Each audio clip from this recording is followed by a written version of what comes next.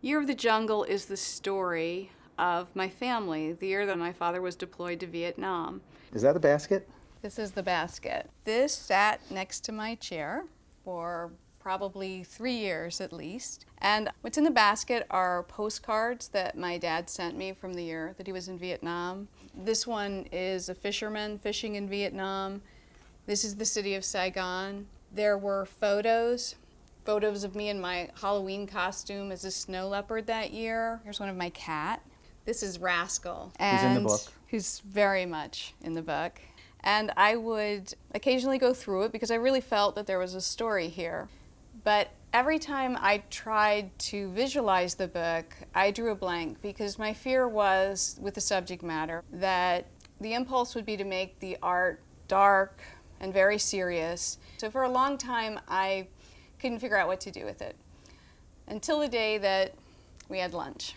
And I'd known you for years, and we'd worked together for years, but somehow I had never associated you with this project. And I told you the story. And I said, wow, that sounds like an amazing idea. Right. Then suddenly, I started to see the art through your eyes and your illustrations, which I knew very well for many years, and I knew how to write the book. So we worked it out, literally, on this sheet of paper. And what we talked about was the jungle. As the story progresses, the jungle transforms and it mirrors my emotional life. Right, and sort of the arc of the story, right? Right. And so we divided the jungles and we called them by 4 different names. There was like fun and happy jungle, worried jungle, confused jungle, and scary jungle, right? And Jim pretty much just took that and ran with it.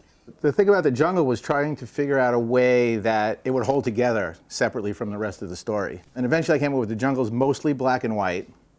The only things that are in color are an elephant, a rhinoceros, a monkey, and a snake.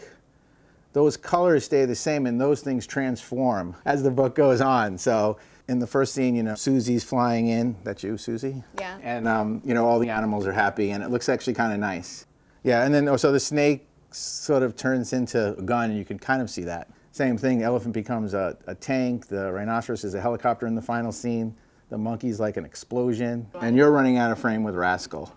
I hope people will read the book, even if they don't have a deployed family member, even if they're not part of a military family. Maybe it will help some kids understand what other kids might be going through if they have a parent deployed overseas.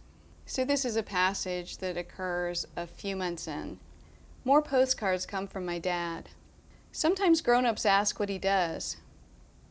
When I tell them he's in Vietnam, they act funny, sad or worried or angry.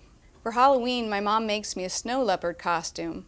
One of those worried ladies says, "Your dad'll be just fine," and gives me way too much extra candy.